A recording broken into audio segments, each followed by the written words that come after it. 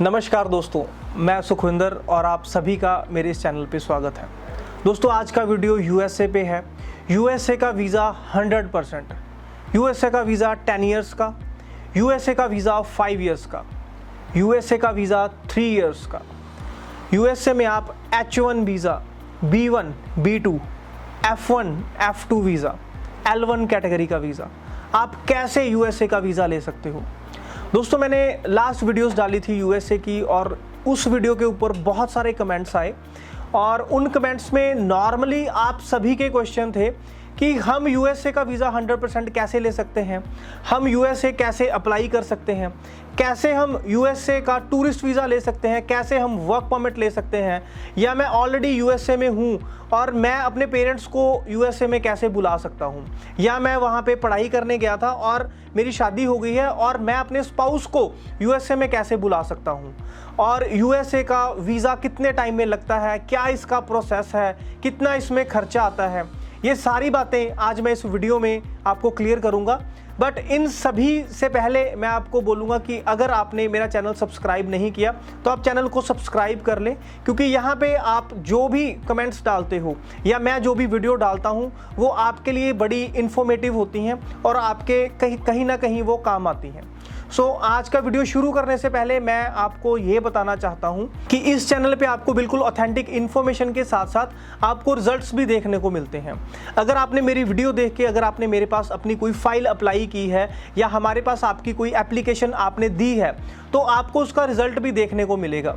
आज मैं यूएसए की वीडियो कर रहा हूं और आपको यूएसए के कुछ रिजल्ट्स दिखाना चाहता हूं जिन लोगों ने मेरी वीडियोस देख के हमारे पास अप्लाई किया था और उनको सक्सेसफुली यूएसए का वीज़ा मिला।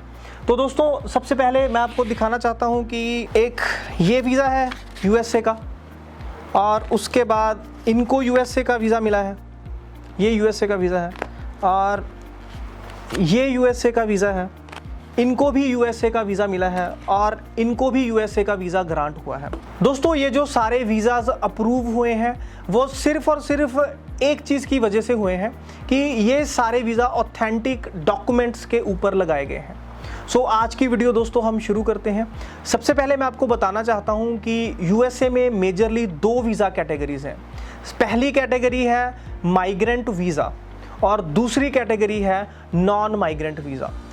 माइग्रेंट वीज़ा क्या होता है, जैसे कि नाम से ही बिल्कुल क्लियर है कि जिन लोगों की इंटेंशन यूएसए में माइग्रेट होने की है, मींस कि जो बंदे बेसिकली यूएसए में माइग्रेट होना चाहते हैं, यूएसए में इमिग्रेंट अपना परमानेंट इमिग्रेंट होना चाहते हैं, ये कैटेगरी उन लोगों के लिए है। इसमें बेसिकली वो लोग आते हैं जिनका कोई ना कोई immediate family member already USA में सेटल्ड है, यूएसए में पीआर है या यूएसए में सिटीज़न है, या फिर वो लोग जिनके पास यूएसए की कोई ना कोई स्पॉन्सर है या उनकी कोई कंपनी यूएसए बेस्ड है, तो वो यूएसए में as an investor as an business visa डाल के अपनी परमानेंट जो रेजिडेंस है वो हासिल कर सकते हैं। इन्वेस्टर वीज़ा भी इसमें माइग्रेंट कैटेगरी में आता है। उसके बाद दोस्तों मोस्ट पॉपुलर जो कैटेगरी है वो है नॉन इमिग्रेंट वीज़ा कैटेगरी। इसमें वो सारी कैटेगरीज जो कि परमानेंट नहीं हैं, जो टेम्परेरी वीज़ा होल्डर्स हैं, वो सारी कैटेगरी इसमें आती हैं। लाइक स्टूडेंट वीज़ा इसमें आता है, डिपेंडेंट वीज़ा इसमें आता है, उसके बाद वर्क परमिट इसमें आता है, L1 कैटेगरी के वीज़ाज आते हैं जिसमें कि अगर आपको कोई कंपनी आपकी ओरिजिन जो कंट्री है वहाँ से आपको यूएसए में शिफ्ट करना चाहती है, वो L1 कैटेगरी के वीज़ा आते हैं। H1, H2 category, H4 category, B1, B2 category, visitor visa हो गया, टूरिस्ट वीज़ा हो गया, ये सारी जो कैटेगरीज हैं ये सारी नॉन इमिग्रेंट कैटेगरीज में आती हैं। और इस कैटेगरी के बाद आती है स्पेशल स्किल्ड कैटेगरी, जिसमें कि आपके पास कोई ना कोई स्किल्ड कैटेगरी है, मींस कि आप डॉक्टर हो, आप इंजीनियर हो, आप साइंटिस्ट हो, या आपके पास कोई ना कोई स्पेशल स्किल है जिसके बेस पे आप यूएसए में सेटल होना चाहते हैं। वो चाहे आप टेम्परेरी वीज़ा पे हो वो या फिर आप परमानेंट वीज़ा अप्लाई कर सकते हो। अगर आपके पास कोई भी स्पेशल स्किल है या फिर आप किसी चीज़ में बहुत ज़्यादा स्किल्ड हैं तो फिर आप इस कैटेगरी में अप्लाई कर सकते हो और यूएसए इमिग्रेशन आपको इन दोनों में से किसी भी कैटेगरी में आपको वीज़ा प्रोवाइड कर देती है। इस एक्स्ट्रा स्किल्ड कैटेगरी में आपको कोई भी जो फंड्स या किसी भी स्पॉन्सर की ज़रूरत नहीं होती है, ना ही आपको किसी एक्स्ट्रा डॉक्यूमेंट की ज़रूरत होती है। आपने जस्ट अपनी एजुकेशन और जो भी आपकी स्किल्ड है, आपकी जो एक्स्ट्रा ऑर्डिनरी स्किल है, उसके आपने यूएसए को प्रूफ देने होते हैं, यूएसए हाई कमीशन को, और यूएसए हाई कमीशन आपका जो वीज़ा है उस बेस पे अप्रूव कर देती है। वो आपका वीज़ा 3 ईयर्स का हो सकता है, आपका वीज़ा वो 5 ईयर्स का भी हो सकता है। अब दोस्तों इस कैटेगरी के बाद हम बात करते हैं उन कैटेगरीज की जो कि नॉर्मली इंडिया से, पाकिस्तान से या वर्ल्ड के किसी और कोने से यूएसए का वीज़ा जो अप्लाई होता है, उसमें सबसे पहला है और जो सबसे ज़्यादा अप्लाई होता है और जो सबसे ज़्यादा आसान है वो है स्टूडेंट वीज़ा कैटेगरी। वो आता है F1 और F2 कैटेगरी में। इसमें आपको 5 साल का वीज़ा मिलता है। इस वीज़ा में आपको यूएसए की किसी भी यूनिवर्सिटी से I-20 लेनी होती है और उस I-20 के बेस पे आप अपना जो वीज़ा है वो अप्लाई करते हो। स्टूडेंट वीज़ा के बाद अगर आपने डिपेंडेंट को साथ लेके जाना है तो उसका F2 कैटेगरी का वीज़ा अप्लाई होता है और उसकी जो अपॉइंटमेंट है वो भी आपके अपॉइंटमेंट के साथ ही होता है, इंटरव्यू आपका एक साथ होता है। उसके बाद वर्क परमिट आ जाता है। वर्क परमिट के बाद आती है L1 कैटेगरी, मींस कि आप इंडिया में किसी कंपनी में काम कर रहे हो और आपकी जो कंपनी है वो आपको यूएसए में शिफ्ट करने जा रही है और वो जो वीज़ा की टन्योर है वो उस कंपनी और आपके एम्प्लॉयर के ऊपर डिपेंड करती है कि आपका एम्प्लॉयर आपको कितने टाइम के लिए यूएसए में शिफ्ट कर रहा है। वो 2 साल भी हो सकता है, 3 साल भी हो सकता है, और जो वर्क परमिट है वो बेसिकली 3 साल का वीज़ा लगता है। इसके बाद दोस्तों टूरिस्ट वीज़ा है या विजिटर वीज़ा है।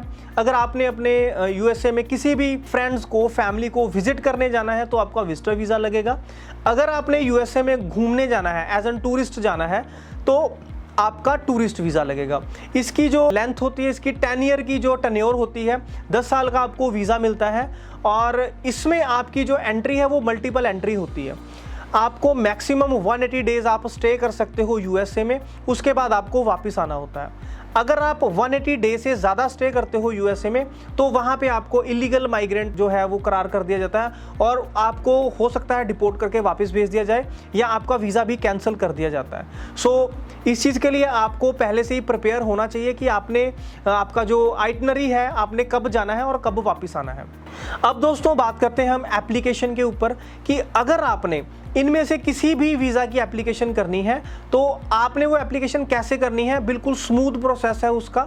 इन सारे वीज़ा में आपकी एप्लीकेशन में सिर्फ एक चीज़ कॉमन है, वो है DS-160 फॉर्म। DS-160 फॉर्म है वो नॉन एडिटेबल फॉर्म है। अगर आपने एक बार DS-160 फिल कर दिया और आपने वो सबमिट कर दिया तो उसको आप एडिट नहीं कर सकते। आपने उसमें कोई भी इंफॉर्मेशन है वो, चाहे अगर आपने बिल्कुल सही भरी है तो बहुत अच्छी बात है, अगर आपने वो सही नहीं भरी, आपने कोई मिस्टेक कर दी या कोई इन्फॉर्मेशन आपने फॉर ग्रांटेड भर दी तो उसको आप चेंज नहीं कर सकते। सो DS-160 फॉर्म आपको किसी ऐसे एक्सपर्ट से भरवाना चाहिए जो कि यूएसए में एक्सपर्ट हो, जिसने कि यूएसए के ऑलरेडी बहुत सारे वीज़ा लिए हो और वो आपकी जो हेल्प है वो कर सके। सो DS-160 फॉर्म हमेशा किसी ना किसी एक्सपर्ट इमिग्रेशन से ही भरवाने चाहिए। और उसके बाद दोस्तों DS-160 में होता क्या है, मीन्स कि अगर आपने DS-160 भरना है तो आपके पास क्या क्या होना चाहिए। आपकी पर्सनल इन्फॉर्मेशन, आपकी एजुकेशनल इन्फॉर्मेशन, आपकी फाइनेंशियल इन्फॉर्मेशन, आपकी फैमिली इन्फॉर्मेशन और कुछ सिक्योरिटी क्वेश्चन। और अगर आपने एज एन विजिटर वीज़ा आपने फिल करना है DS-160 तो आपका यूएसए का कॉन्टैक्ट पर्सन, कि आप किस पर्सन को यूएसए में विजिट करने जा रहे हो। अगर आपने विजिटर वीज़ा DS-160 का भरना है तो विजिटर में आपने, विजिटर या टूरिस्ट वीज़ा, विजिटर में आपने कॉन्टैक्ट पर्सन का जो सारी डिटेल भरनी है, और अगर टूरिस्ट वीज़ा है तो आपने अपनी आइटनरी फिल करनी है। मीन्स कि कौन सी डेट को आप कौन से होटल में रुकोगे, कौन सी फ्लाइट से आप जो है यूएसए जाओगे और वहाँ पे आप बाय बस, बाय ट्रेन, जो इंटरसिटी है वो आप कैसे ट्रैवल करोगे, या जो यूएसए की जो बड़ी सिटीज़ हैं वो बहुत दूर है, अगर आप उनकी फ़्लाइट्स बाय फ्लाइट आप वहाँ पे जाओगे तो वो सारी आइटनरी आपको फिल करनी पड़ेगी। अगर आपने स्टूडेंट वीज़ा का DS-160 भरना है तो आपको DSO की इन्फॉर्मेशन भरनी पड़ेगी। जिस भी यूनिवर्सिटी से आपको I-20 मिली है वो यूनिवर्सिटी आपको एक स्पेशल पर्सन देगी जिसको कि DSO बोलते हैं, वो इन्फॉर्मेशन आपने वहाँ पे भरनी है। अगर आपने यूएसए का वर्क परमिट अप्लाई करना है तो आपको अपने एम्प्लॉयर की डिटेल फिल करनी होगी, या फिर वो एम्प्लॉयर आपको कोई स्पेशलाइजेशन वाला पर्सन देगा, एक स्पेशल पर्सन देगा जिसकी की डिटेल आपको वहां पे भरनी होगी। वो आपका कॉन्टैक्ट पर्सन होगा।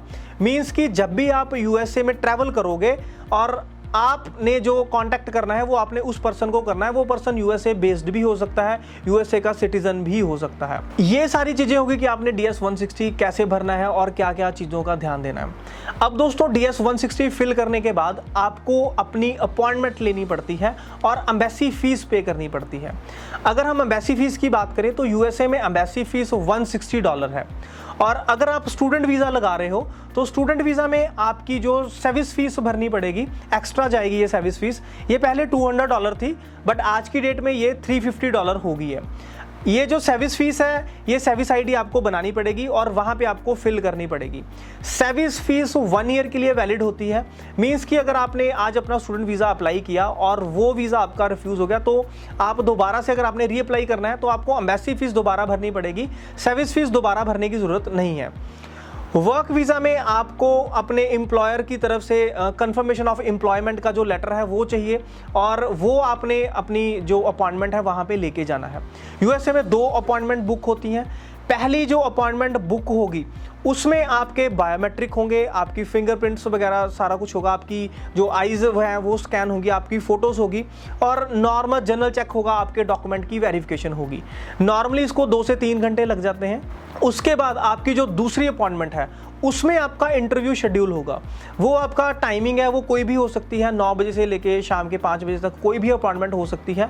और उसमें जो आपका टाइम है वो नॉर्मली 1 मिनट से लेके 5 मिनट या हार्डली 6 मिनट या 7 मिनट का टाइम होता है। इसमें आपसे बेसिकली क्वेश्चन पूछे जाते हैं कि आपने स्पेशली ये यूनिवर्सिटी क्यों चूज़ की, या आपने कितनी रिसर्च की यूएसए का F1 वीज़ा लेने के लिए, आपने I-20 लेने के लिए कितनी रिसर्च की, कौन कौन सी यूनिवर्सिटी में आपने अप्लाई किया था और किन यूनिवर्सिटीज़ ने आपकी जो I-20 है वो एक्सेप्ट की और रिजेक्ट की। और अगर आपने सिर्फ एक ही यूनिवर्सिटी में अप्लाई किया तो भी आपको डरने की ज़रूरत नहीं है। आप बोल सकते हो कि मैंने इस यूनिवर्सिटी में अप्लाई किया और यहीं से मुझे I-20 है वो इशू होगी और मेरी प्रोफाइल के according I think this university suits me. So आपको स्पॉन्सर के बारे में पूछ सकते हैं कि आपको स्पॉन्सर कौन कर रहा है, have you sufficient funds in your accounts, ये चीज़ें आपके बारे में पूछ सकते हैं। और एक चीज़ मैं आपको बता दूं कि आपको अपने साथ एक फोल्डर रखना ज़रूरी है जिसमें कि आपके फाइनेंशियल डॉक्यूमेंट, आपके एजुकेशनल डॉक्यूमेंट, आपके स्पॉन्सर के एफिडेविट और जो भी आपकी DS 160 को डॉक्यूमेंट सपोर्ट करते हैं वो सारे डॉक्यूमेंट आपके पास होने चाहिए। और अगर हम वर्क परमिट की बात करें तो आपको आपके एम्प्लॉयर से कंफर्मेशन लेटर होना चाहिए, आपको सपोर्टिंग लेटर होना चाहिए, आपका ट्रैवल लेटर होना चाहिए कि अगर आपका वीज़ा लगता है तो आपने ट्रैवल कब करना है, आपकी जो टाइमिंग है वो सारी वहाँ पे होनी चाहिए। अगर हम विजिटर वीज़ा की बात करें तो आपने आइटनरी लेके जानी है, जो भी आपके सफिशिएंट फंड्स हैं आपके पास, आपके ट्रैवल को सपोर्ट करते हैं जो फंड्स, उन सभी का प्रूफ आपके साथ होना चाहिए। आपके पास होटल बुकिंग्स होनी चाहिए, आपकी जो भी वहाँ पे ट्रैवल आइटनरी है उसमें जो बुकिंग्स हैं वो सारी आपके पास एज एन प्रूफ होनी चाहिए। हो सकता है वीज़ा ऑफिसर ये चीज़ें देखे और हो सकता है ये चीज़ें ना भी देखें और आपको सीधा डायरेक्टली वीज़ा ग्रांट कर दे। सो दोस्तों, यूएसए के लिए आज का वीडियो इतना ही। अगर आपका यूएसए के लिए कोई भी क्वेरी है आपकी तो आप मुझे नीचे कमेंट सेक्शन में लिख सकते हैं। आप अपनी एप्लीकेशन मुझे भेजना चाहते हैं तो मेरे इंस्टाग्राम सुखविंदर वीज़ा एक्सपर्ट पे आप मुझे भेज सकते हो। आप फेसबुक पे, इंस्टाग्राम पे अपनी एप्लीकेशंस हैं वो हमें भेज सकते हो। 80709811709 ये हमारा हेल्पलाइन नंबर है। आप इस पर कभी भी कॉल कर सकते हो और आपकी जो क्वेरी है उसका इंस्टेंट रिवर्ट आप ले सकते हो। आपने DS 160 फॉर्म फिल करना है, आपको गाइडेंस चाहिए तो भी आप इस नंबर पे कॉल करके ले सकते हो। सो दोस्तों, आज का वीडियो सिर्फ इतना ही। अगर आपको वीडियो इन्फॉर्मेटिव लगा तो आप मेरा चैनल सब्सक्राइब कर सकते हो, अपने दोस्तों के साथ इसको शेयर कर सकते हो। और आज के लिए सिर्फ इतना ही। धन्यवाद।